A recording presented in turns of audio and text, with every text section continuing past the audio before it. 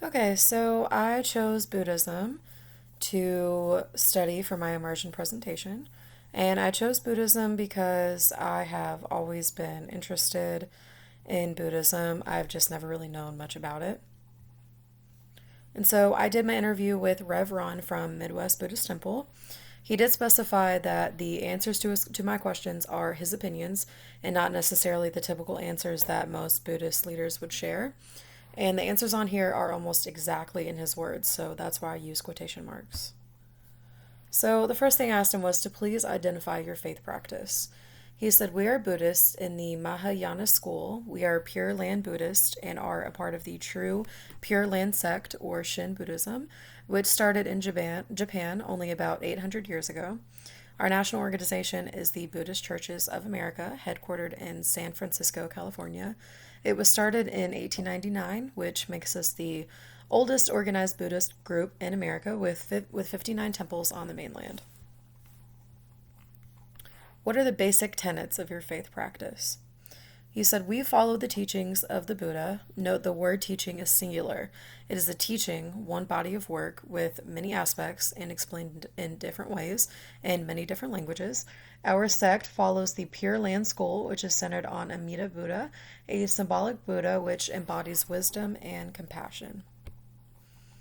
What are the faith origins? He responded, "Buddhism started in India, 5th century BC. Then it spread to China, Sri Lanka, Tibet, Southeast Asia, Korea, and Japan. Our sect started in Japan by a teacher, Shinran Chonin, who had the insight to bring Buddhism to ordinary people, not just those in monasteries, monks, and nuns."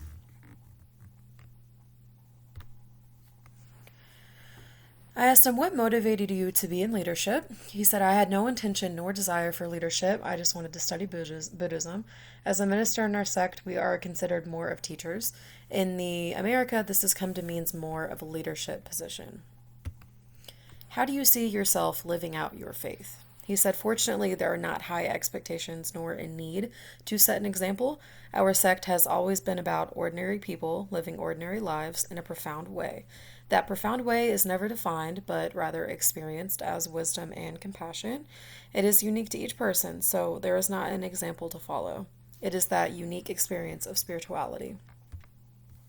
What are the basic rituals of your faith tradition?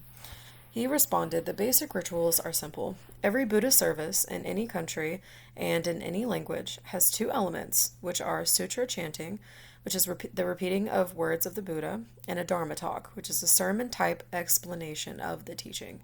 Then there are local traditions that are added to these two basic elements. For most Buddhist schools, sutra chanting is emphasized and often becomes a ritual discipline in itself. What is a typical service like for you and your members?" He said, "For most temples in the Buddhist churches of America, there was a shift in the structure of services when there was a push to use the English language. Originally, for the first 40 years, the language was Japanese. Now there is usually a lay MC or chairperson for the service, responsive readings, gathas, which are songs or hymn type songs, and the sutra chanting and Dharma talk, which is a sermon.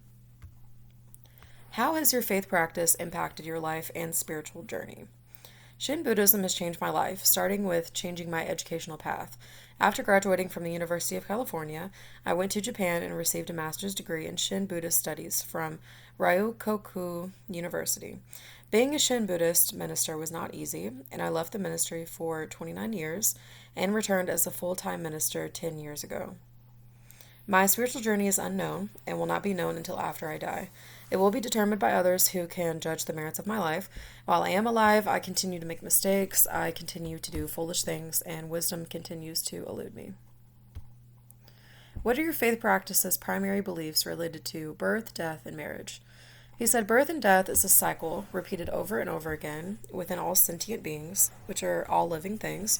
We have a shape, form, and function reason for a short period of time. We are part of all sentient beings, which influences all other sentient beings, oneness of all life.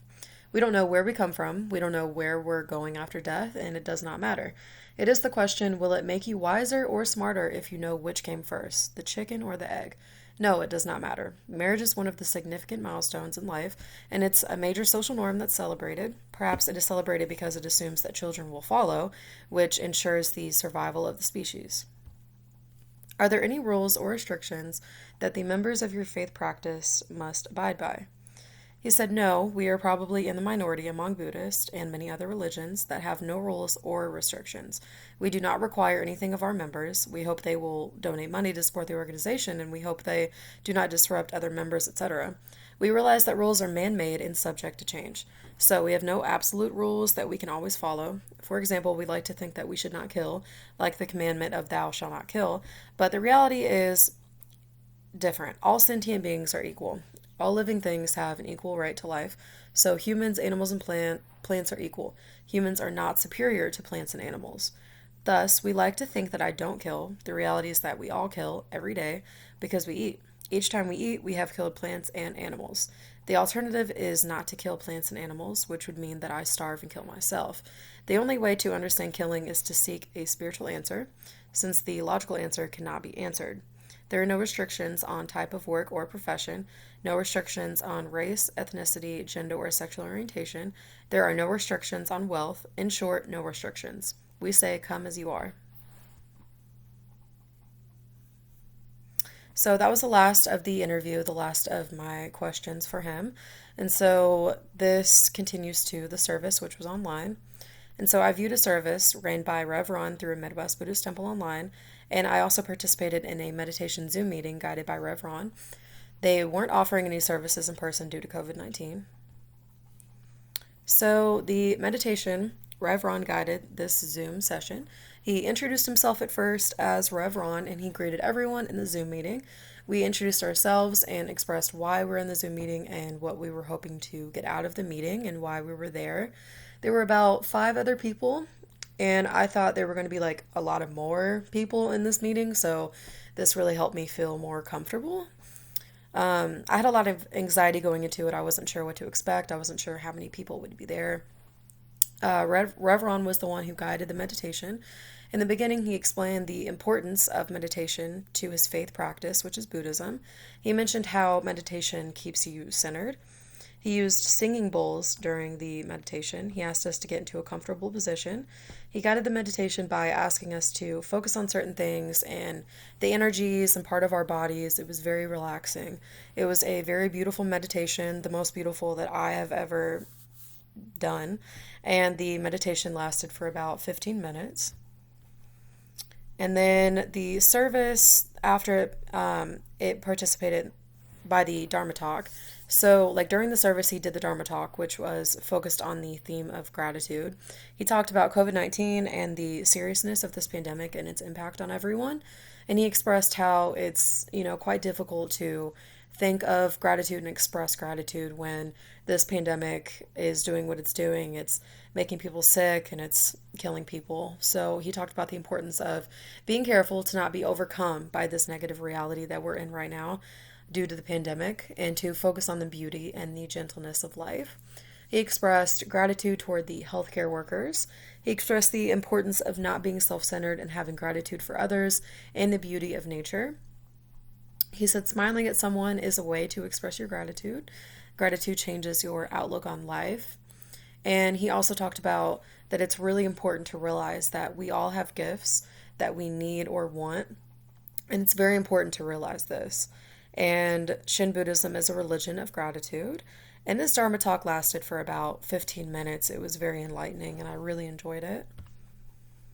And so the most engaging parts for me was basically like the middle and the end of the meditation. The first part was uncomfortable because of, I just wasn't sure what to expect. And it was just the very beginning of it. And I've never, done a meditation where there were other people involved. I've always done meditating by myself. But the middle was very beautiful of the meditation. I felt so calm and warm. I felt really connected to God. The ending was nice because towards the end of meditations, I always feel like this overwhelming feeling of happiness and oneness with myself. The other engaging part was during the Dharma talk when Rev Ron was discussing the importance of gratitude. At one point, he mentioned how the concept of all lives matter when black lives don't matter at times is empty. It's just an empty concept. And I really love this part, and I've never heard anyone say it in the way that he did. And I just really appreciated the way that he said it. So, depth and point of view, critical thinking questions. So, what is the uniform that Rev Ron was wearing during the service called? What is its significance? I noticed obviously he was wearing a black robe, and there were some other things he was wearing that I did not fully understand, and I don't know what they're called, and I would really like to know that, and I would really like to know what the significance of all of it was. How often should meditation be practiced? Um, I obviously could look this up online, but I really wanted to know that, particular to Rev Ron's, his particular like monastery, and then when are chants necessary? How often should they be done? And what is their purpose and significance? So, yeah, that is all I have. Thank you guys so much for listening.